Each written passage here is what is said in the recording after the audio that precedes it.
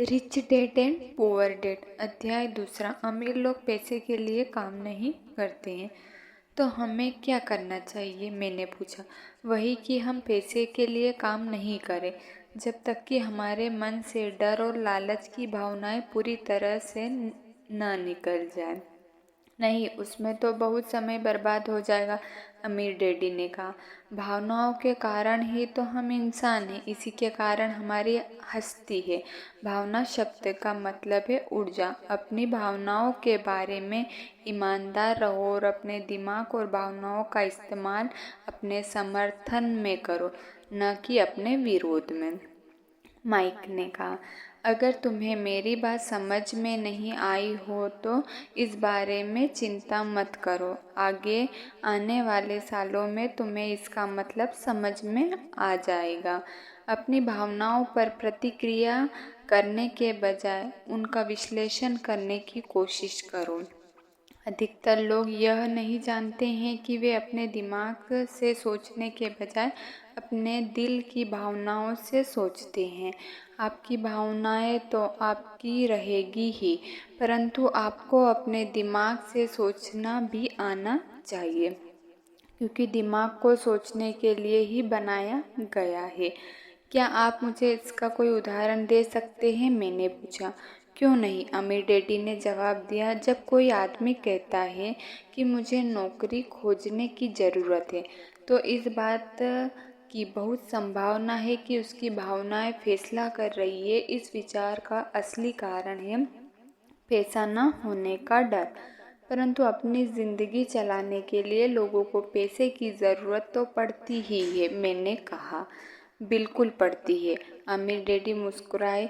मैं सिर्फ यह कह रहा हूँ कि उनके डर के कारण उनके मन में यह विचार आता है। मैं समझ नहीं पाया, माइक ने कहा।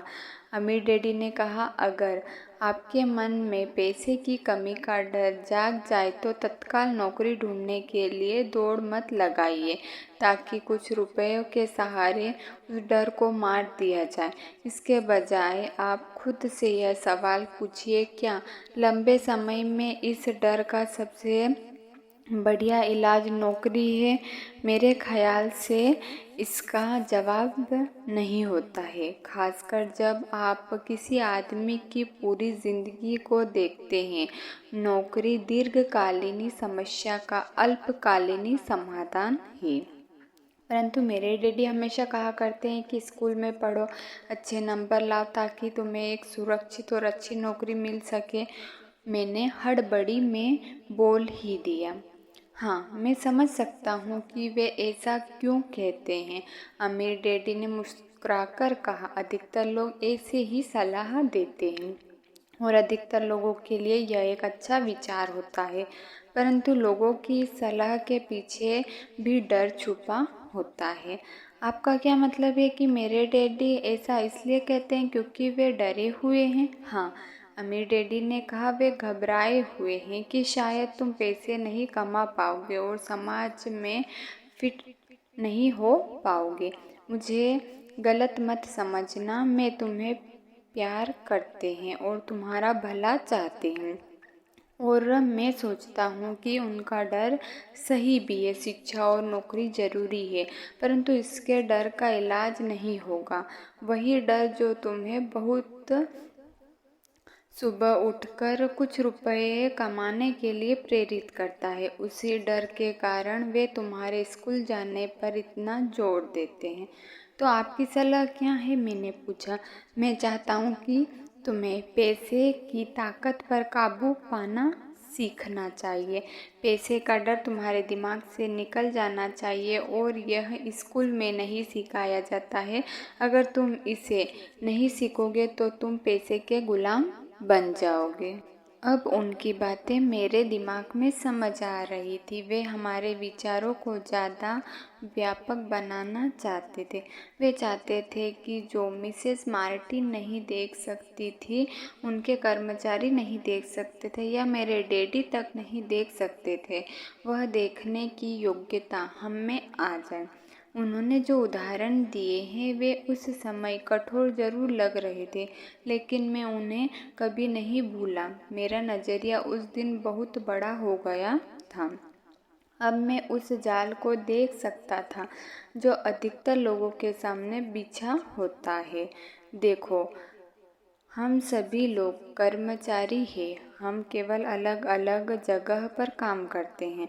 अमीर डैडी ने कहा, मैं तुम लोगों से बस यही चाहता हूँ कि तुम लोग इस जाल से बचे रहो, डर और लालच, इन दो फंदों से बचने वाला जाल से। इनका इस्तेमाल अपने समर्थन में करो, अपने विरोध में नहीं। मैं तुम लोगों को यही सिखाना चाहता हूँ। मैं तुम लोगों को यह नहीं सिखाना चाहता हूँ कि ढेर सारा पैसा कैसे इकट्ठा कर लिया जाए। उससे डर या लालच को नहीं जीता जा सकता। अगर तुम डर और लालच पर काबू पाना नहीं आता तो तुम चाहे कितने भी अमीर बन जाओ, आलीशान में तुम एक बड़े पैसे पाने वाले गुलाम ही रहोगे। तो हम किस तरह इस जाल से बच सकते हैं? मैंने पूछा। गरीबी या पैसे की तंगी का खास डर, कारण और अज्ञान होता है, न कि अर्थव्यवस्था या सरकार या अमीर लोग।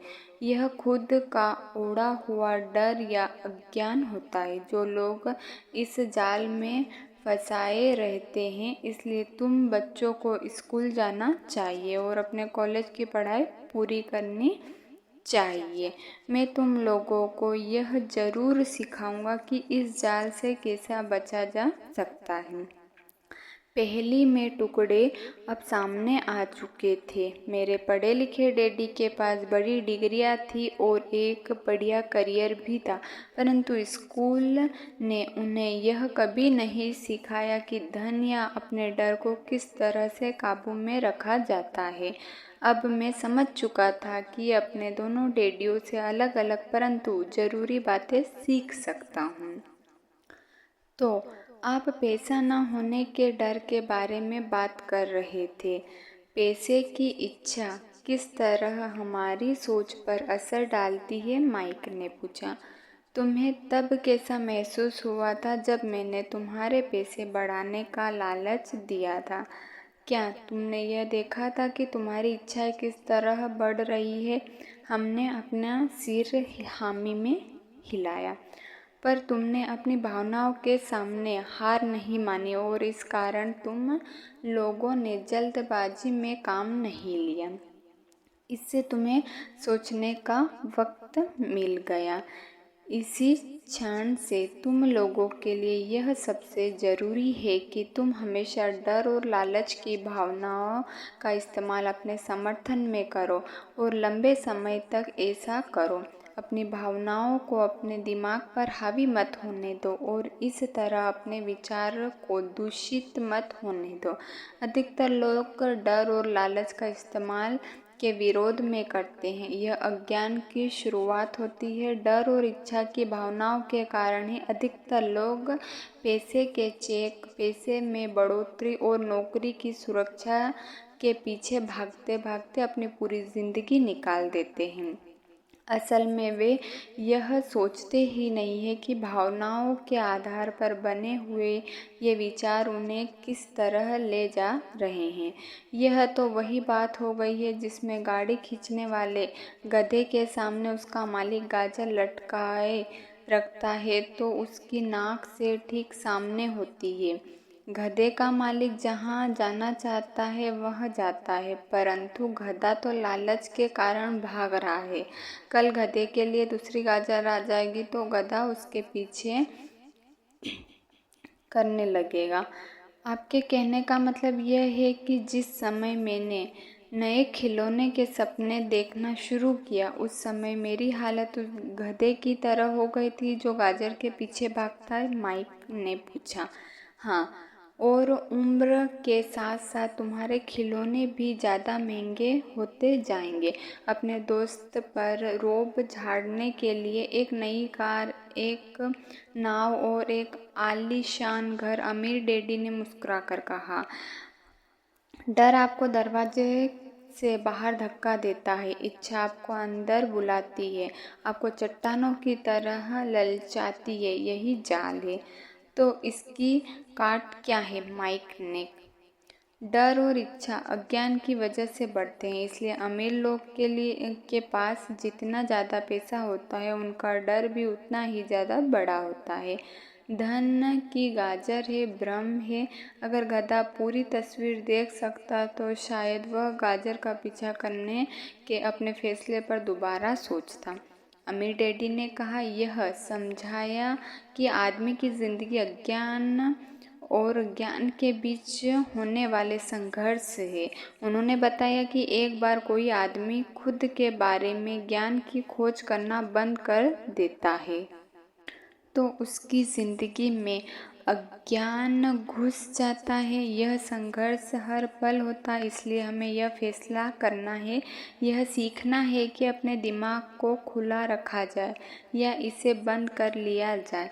देखो, स्कूल बहुत ज़्यादा ज़रूरी है। आप स्कूल इसलिए जाते हैं ताकि आप वहाँ कोई कला या व्यवसाय सीख सकें और इस तरह से आप समाज में योगदान दे सकें। हर समाज में शिक्षक, डॉक्टर, कलाकारों, व्यवसायी लोग, पुलिस अफसरों और सिपाहियों की ज़रूरत होती है। स्कूल उन्हें यह सब सिखाते हैं ताकि हमारा समाज विकसित हो सके और हमारी संस्कृति बढ़ सके। अमीर डैडी ने कहा, दुर्भाग्य से कोई लोग के लिए स्कूल शिक्षा का अंत होता है, शुरुआत नहीं।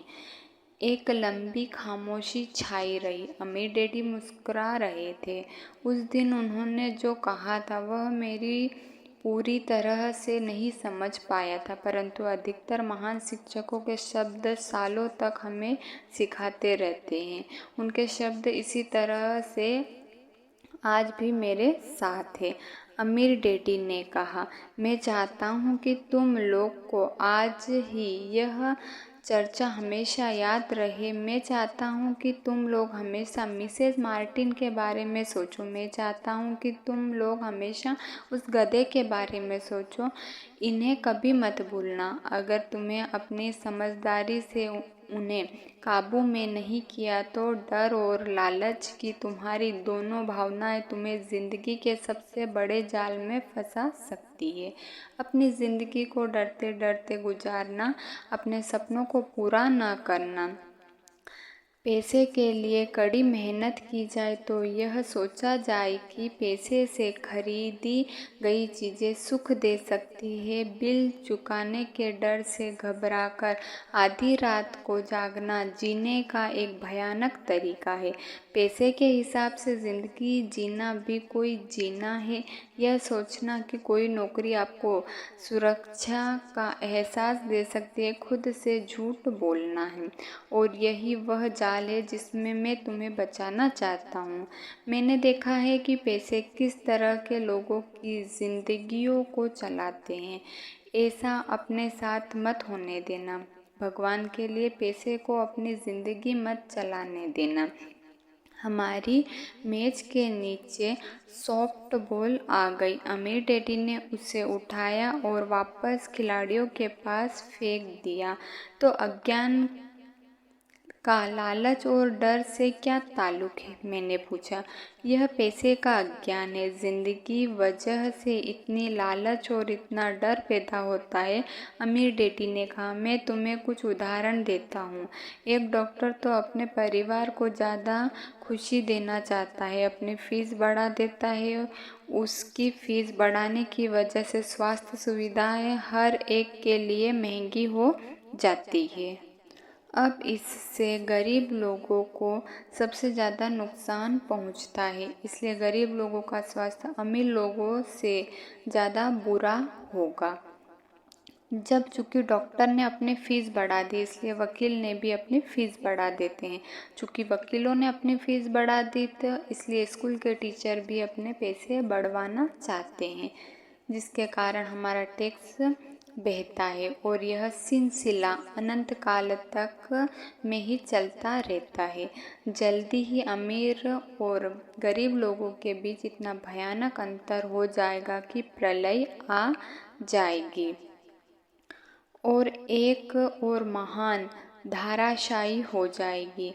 महान धाराशायी तभी हुई है जब अमीर और गरीब के बीच का फासला बहुत ज़्यादा हो गया है।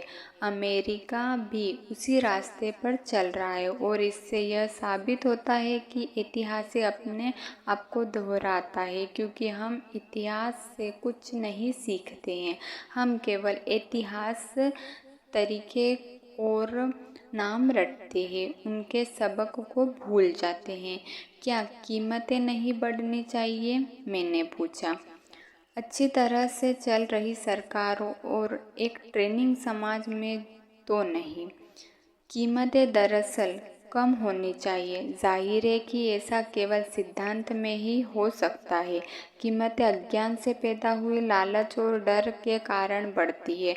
अगर स्कूल में धन के बारे में सिखाया जाता तो लोग के पास ज़्यादा पैसा होता और बाजार की कीमतें भी कम होती, परंतु स्कूल में सिर्फ पैसे के लिए काम करना सिखाया जाता है, पैसे की ताकत का इस्तेमाल नहीं सिखाया जाता। परंतु हमारे यहाँ बिजनेस स्कूल भी है। माइक ने पूछा, क्या आप मुझे अपनी मास्टर डिग्री के लिए बिजनेस स्कूल जाने के लिए प्रेरित नहीं कर रहे हो? हाँ, अमीर डैडी ने कहा, परंतु अक्सर ऐसा होता है कि बिजनेस स्कूल ऐसे कर्मचारियों को ट्रेनिंग करते हैं जो अकाउंटेंट होते हैं। ईश्वर ही मालिक है। जब कोई बिन अकाउंट बिजनेस संभाल ले तो वह सिर्फ संख्या को देखता है, लोगों को निकालते हैं और बिजनेस का गला घोट देते हैं। मैं जानता हूँ, क्योंकि मैं बिन काउंटिंग से काम लेता हूँ। वे सिर्फ इतना ही सोचते हैं कि लागत कैसे कम की जाए और कीमत कैसे बढ़ाई जाए, जिससे बहुत सी समस्या पैदा हो जाती है। बिन काउंटिंग भी ज़रूरी है। मैं सोचता हूँ कि ज़्यादा लोगों को इस बारे में जानना चाहिए, परंतु यह भी पूरी तस्वीर नहीं बताती है, अमीर डैडी ने गुस्से से कहा। तो फिर क्या इसका कोई हल है? माइक ने पूछा। हाँ, अमीर डैडी ने कहा, सोचने के लिए अपनी भावनाओं का इस्तेमाल करना सीखो। अपनी भावनाओं के बहाव में आकर मत सोचो। जब तुम लोग मुफ्त में काम करने के लिए तैयार हो जाए तो तुम्हें अपनी भावनाओं को काबू में रखना लिया था। तभी से मैं समझ गया था कि तुमसे उम्मीद की जा सकती है। जब मैंने तुम्हें ज़्यादा पैसे का लालच दिया तब तुमने एक बार फिर भावनाओं की बात नहीं मानी। तुम ताकतवर भावनाओं के बावजूद सोचते सीख रहे थे। यह पहला कदम था। यह कदम इतना ज़रूरी क्यों है? मैंने पूछा। यह तुम अपने आप जान जाओगे। अगर तुम सीखना ही चाहते हो तो मैं तुम लोगों को ब्रोयर पेच में ले जाऊंगा। यह वह जगह है जिसमें लोग बचते हैं। मैं तुम्हें उस जगह पर ले जाऊंगा जहां जाने में अधिकतर लोग को डर लगता है। अगर तुम मेरे साथ जाओगे तो तुम्हारे मन से पैसे के लिए काम करने का विचार निकल जाएगा। इसके बजाय तुम यह सीखोगे कि पैसे से कैसे काम लिया जा सकता है। और अगर हम अपने आपके साथ जाते हैं तो हमें क्या मिलेगा? अक्सर हम आपसे सीखने के लिए तैयार होते हैं तो हमें क्या मिलेगा? मैंने पूछा। वही जो ब्रोयर रेबिट को मिला था, अमीर डैडी ने कहा, टार्ब बेबी से आज़ादी। क्या ऐसा कोई ब्रोयर पेच होता है? मैंने पूछा। हाँ, अमीर डैडी ने कहा। हाँ, डर और लालच ही ब्रोयर पेच है। अपने डर से पीछे छुड़ाकर अपने लालच का सामना करके अपनी कमजोरियों को ज़रूरतों और पहचान कर ही हम बाहर निकलने के रास्ते तक पहुंच सकते हैं। और बाहर निकलने का रास्ता हमारे दिमाग से होकर गुजरता है, सही विचार को चुनने से। विचार को चुनने से माइक ने आश्चर्यचकित होकर पूछा। हाँ, इस विचार को चुनकर ही हम क्या सोचेंगे, बजाय इसके कि हम अपनी भावनाओं में बहकर लगातार प्रतिक्रिया करते रहे। सुबह उठते और काम पर जाने से ही आपकी समस्या नहीं सुलझ जाती है, क्योंकि बिल चुकाने के लिए पूरे पैसे न होने का डर आपको सताता रहेगा। सोचने से आपको खुद से एक सवाल पूछने का समय मिलता है। इस तरह का सवाल, क्या इस समस्या का सबसे बढ़िया समाधान इस पर और ज़्यादा मेहनत करना है? अधिकतर लोग इतनी बुरी तरह घबराए होते हैं कि वे खुद अपने आप को असली बात नहीं बताते हैं कि डर हावी हो रहा है, और नतीजा यह निकलता है कि वे सोच ही नहीं पाते हैं कि इसके बजाय दरवाजे से बाहर दौड़ लगा देते हैं। टार बेबी हावी हो जाती है अपने विचार चुनने से, मेरा यही मतलब था। पर हम ऐसा किस तरह करेंगे? माइक ने पूछा। यही तो मैं तुम्हें सिखाने वाला हूँ। मैं तुम्हें यह सिखाऊंगा कि तुम्हारे पास चुनने के लिए विचार के विकल्प होने चाहिए, ताकि तुम हड़बड़ी में काम करने से बच सको। जैसे अपनी सुबह की कॉफ़ी पीकर दरवाजे से बाहर दौड़ लगाने की आदत से। मैंने तुमसे जो पहले कहा था कि उसे याद रखो, नौकरी दीर्घकालीन समस्या का अल्पकालीन समाधान है। अधिकतर लोगों के दिमाग में सिर्फ एक समस्या होती है, और यह थोड़े समय की होती है। यह समस्या होती है महीने के आखिरी में चुकाए जाने वाले बिल, यानी टार बेबी। अब पैसा, उनकी ज़िंदगी कहूँ कि पैसे को लेकर उनका डर और अज्ञान उनकी है।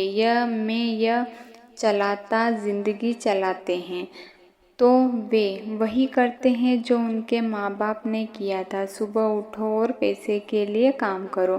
वे इतना समय भी नहीं निकाल पाते थे कि यह सोच सके कि क्या कोई दूसरा तरीका है। इस वक्त वे दिल से सोचते हैं, दिमाग से नहीं।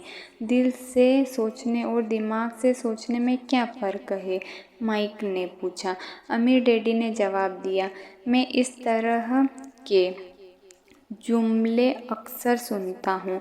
हर आदमी को काम करना पड़ता है, या अमीर लोग शोषक होते हैं, या मैं दूसरी नौकरी ढूंढ लूँगा। मेरे पैसे बढ़ने चाहिए। आप इस तरह मेरा शोषण नहीं कर सकते हैं। या मैं इस नौकरी को इसलिए पसंद करता हूँ क्योंकि यह सुरक्षित है। इसके बजाय हमें यह कहना चाहिए कि क्या यह ऐसा कुछ जो मुझे नहीं मिल रहा है। इस तरह भावनाओं पर आधारित हमारे विचार की जंजीर टूट जाएगी और हमें ज़्यादा अच्छे तरीके से सोचने का मौका मिल जाएगा। मुझे मानना ही पड़ेगा कि मेरे लिए यह सबक एक महान सबक साबित हुआ। यह जानना कि कब कोई आदमी दिल से बोल रहा हो और कब दिमाग से, किसके शब्दों में भावनाएं छुपी हुई और किसके शब्दों में विचार, यह एक ऐसा सबक था जो जिंदगी भर मेरे काम आया। खास तौर पर अब जब मैं अपने दिल से, यानी अपनी भावनाओं से बोल रहा था, ना कि अपने विचार या अपने दिमाग से।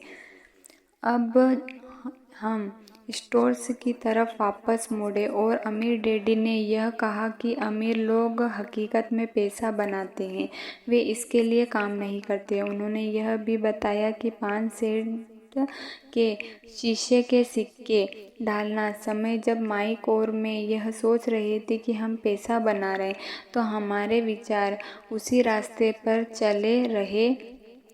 करना गैर कानूनी था। सरकार और बैंकों के लिए पैसा करना कानूनी था, परंतु हमारे लिए नहीं था। उन्होंने यह भी बताया कि पैसा कानूनी और गैर कानूनी दोनों तरीके से कमाया जा सकता है। अमीर डैडी ने बाद में हमें यह समझाया कि अमीर लोग जानते हैं कि एक भ्रम है जो हकीकत में गधे के सामने लटकी गाजर की तरह होता है। धन के भ्रम के कारण जो डर और लालच पैदा होता है, उसकी वजह से ही अरबों खरबों लोग यह सोचते रहते हैं कि धन असली चीज़ है। धन दरअसल एक मायाजाल है। जनता के अज्ञान और भरोसे के भ्रम की वजह से ही ताश के पत्तों का यह महल खड़ा रह पाता है। सच कहा जाए तो गधे की गाजर धन से ज़्यादा कीमती है, उन्होंने कहा। उन्होंने अमेरिका के गोल्ड स्टैंडर्ड के बारे में भी बात की और यह बताया कि हर डॉलर का नोट असल में चांदी का प्रमाण पत्र है। उन्होंने इस अफवाह से चिंता हो रही थी कि किसी दिन हम लोग गोल्ड स्टैंडर्ड को छोड़ देंगे और हमारे डॉलर चांदी के प्रमाण पत्र जाएंगे। गरीब, मध्यवर्गीय और नासमझ लोग की ज़िंदगी सिर्फ इसलिए बर्बाद हो जाएगी क्योंकि वे यह भरोसा करते रहेंगे कि धन ही असली चीज़ है और वे जिस कंपनी के लिए काम करते हैं वह कंपनी या सरकार उनका ध्यान रखेगी। उनकी बातें उस दिन हमारी समझ में नहीं आ रही थी, परंतु सालों बाद जाकर मुझे यह समझ में आया कि यह बड़े पत्ते की बात थी। वह देखना जो दूसरे नहीं देख पाते हैं। जब वे अपने पिकअप ट्रक में चढ़े तो उन्होंने कहा, काम करते रहो बच्चों, पर जिंदगी जल्दी तुम पैसे की ज़रूरत भूल जाओगे। तुम्हारे आगे की ज़िंदगी उतनी ही आसान हो जाएगी। अपने दिमाग का इस्तेमाल करो, मुफ्त में काम करो और जल्दी ही तुम्हारे दिमाग में पैसे कमाने के दूसरे तरीके बता देगा। उन तरीकों से तुम इस नौकरी से ज़्यादा कमा लोगे। तुम ऐसी चीज़ देख पाओगे जो दूसरे लोग कभी नहीं देख पाएंगे। मौके उनकी नाक के नीचे होते हैं, फिर भी अधिकतर लोग इन मौक़ों को कभी नहीं देख पाते हैं। इसका कारण यह है कि वे पैसे और सुरक्षा ढूंढते रहते हैं, इसलिए उन्हें यही मिलता है कि जिस वक्त तुम एक मौका भांपने में कामयाब हो जाओगे उसके बाद तुम जिंदगी पर मौका भांप सकते हो। जिस वक्त तुम ऐसा कर लोगे, तुम लोगों को कुछ और बातें सिखाऊंगा। इस बात को ध्यान से समझ लो ताकि तुम जिंदगी के सबसे बड़े जाल से बच सको। वह टार बेबी तुम्हें कभी नहीं छू पाएगी। माइक और मैंने स्टोर से अपनी चीज़ें उठाई और मिसेस मार्टिन से गुड बाय कहा। हम वापस पार्क गए, उसी पिकनिक बेंच पर बैठे और वहाँ घंटों तक सोचते रहे और बातें करते रहे। हमने अगला सप्ताह स्कूल में इसी बारे में सोचते और बातें करते हुए बिताया। 2 सप्ताह तक हम लोग सोचते रहे, बातें करते रहे और मुफ्त में काम करते रहे। दूसरे शनिवार के आखिरी में मिसेस मार्टिन से दोबारा गुड बाय कर रहा था और कॉमिक्स बुक के स्टैंड को ललचाई नज़र से देख रहा था। हर शनिवार 30 सेंट न मिलने से सबसे दुखद बात यह थी कि मेरे पास कॉमिक्स खरीदने के लिए बिल्कुल भी पैसे नहीं थे। अचानक जब मिसेस मार्टिन मुझे और माइक को गुड बाय कह रही थी तो उन्हें एक ऐसा काम करते देखा जो इससे पहले कभी नहीं देखा था। मेरा मतलब था कि मैंने इसके पहले उन्हें ऐसा करते देखा तो था, पर उस पर ध्यान नहीं दिया था। मिसेस मार्टिन ने कॉमिक्स के पहले पेज को आधा काटा और उसे संभाल कर अपने पास रख लिया। बाकी की पुस्तकों उन्होंने एक बड़े से भूरे कार्डबोर्ड के डिब्बे में डाल दिया। जब मैंने उनसे पूछा कि मैं इन कॉमिक्स का क्या करती हूँ तो उन्होंने कहा कि मैं इन्हें फेंक देती हूँ। जब वह नई कॉमिक्स लाता है तो मैं ऊपर से आधे कवर को क्रेडिट के लिए कॉमिक्स बुक लेने देती हूँ। वह 1 घंटे में आने ही वाला है। माइक और मैंने 1 घंटे तक इंतज़ार किया। जल्दी ही वह लेने के लिए आया और मैंने उससे पूछा कि क्या हमें कॉमिक्स मिल सकती है। इस पर उसने जवाब दिया, आपको मिल सकती है अगर आप इस स्टोर में काम करते हैं और अगर आप यह वादा करते हैं कि आप उन्हें दोबारा नहीं बेचोगे। हमारी पार्टनरशिप एक बार फिर कामयाब हो गई। माइक की मम्मी ने बेसमेंट में हमें एक खाली कमरा दे दिया जो उनके किसी काम में नहीं आता था। हमने उसकी सफाई करके उसमें सैकड़ों कॉमिक्स जमा कर ली। जल्दी ही हमारी कॉमिक्स लाइब्रेरी लोगों के लिए खोल दी गई। माइक की छोटी बहन को पढ़ने का बहुत शौक था, इसलिए हमें उसे अपना काम दे दिया। लाइब्रेरी में आने और कॉमिक्स पढ़ने के लिए वह हर बच्चे से 10 सेंट लेती थी।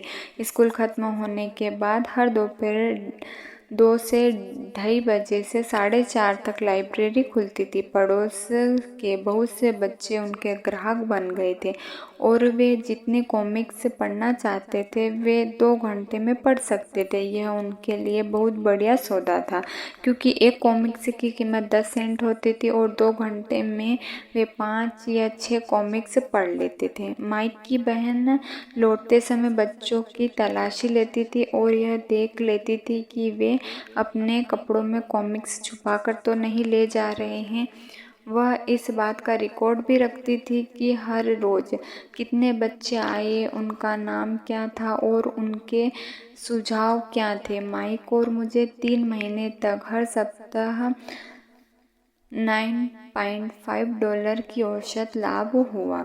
हमने उसकी बहन को हर सप्ताह $1 का भुगतान किया और उसे मुफ्त में कॉमिक्स पढ़ने का फ़ायदा भी दिया। हालांकि वह कॉमिक्स कभी कभी बार ही पढ़ती थी, क्योंकि वह हमेशा पढ़ाई में लगी रहती थी। माइक और मैं समझौते के मुताबिक हर शनिवार स्टोर्स में काम करते रहे। साथ ही हम अलग अलग दुकानों से कॉमिक्स इकट्ठा करते रहे। हमने वादे के मुताबिक कॉमिक्स नहीं बेची। जब कोई कॉमिक्स फट जाती थी तो हम उसे जला देते थे। हमने इसकी एक शाखा खोलने की भी कोशिश की, लेकिन हमें माइक की बहन की तरफ मेहनती और भरोसेमंद कोई नहीं मिला। बहुत कम उम्र में ही हमने यह जान लिया था कि अच्छे स्टॉफ की खोज कितना मुश्किल होता है। लाइब्रेरी खुलने के 3 महीने बाद हमारी लाइब्रेरी में एक समस्या आ गई। दूसरे मोहल्ले के कुछ गुंडे अंदर घुस गए और उन्होंने झगड़ा करना शुरू कर दिया। माइक के डैडी ने सुझाव दिया कि हम अपना यह कारोबार बंद कर दें, तो इस तरह हमारा कॉमिक्स का धंधा भी बंद हो गया और हमने स्टोर्स पर हर शनिवार काम करना भी बंद कर दिया। फिर भी हमारे अमीर डैडी रोमांचित थे। उन्होंने उनके पास ऐसी बहुत सी नई बातें थी जो वे हमें सिखाना चाहते थे। वे खुश थे क्योंकि हमने उसके पहले सबक को इतनी अच्छी तरह सीख लिया था। हमने यह भी सीख लिया था कि पैसे से अपने लिए काम कैसे करवाया जाता है। स्टोर्स में नौकरी के बदले में पैसा नहीं मिलता था, इसलिए हमें मजबूरन अपनी कल्पना शक्ति पर जोर डालना पड़ता था ताकि हम पैसे कमाने का कोई दूसरा तरीका ढूंढ सके। कॉमिक्स लाइब्रेरी हमारा अपना व्यवसाय था। हमारा धन हमारे काबू में था और हम किसी मालिक के मोहताज नहीं थे। इससे सबसे अच्छी बात यह थी कि हमारे व्यवसाय से हमें तब भी पैसा मिलता था जब हम वहाँ स्वयं मौजूद नहीं होते थे। उस समय हम पैसे के लिए काम नहीं करते थे, बल्कि हमारा पैसा हमारे लिए काम करता था। ज़्यादा पैसे देने के बजाय अमीर डैडी ने हमें इतनी बढ़िया नसीहत दे दी थी। सबक 2, पैसे की समझ क्यों सिखाई जानी चाहिए।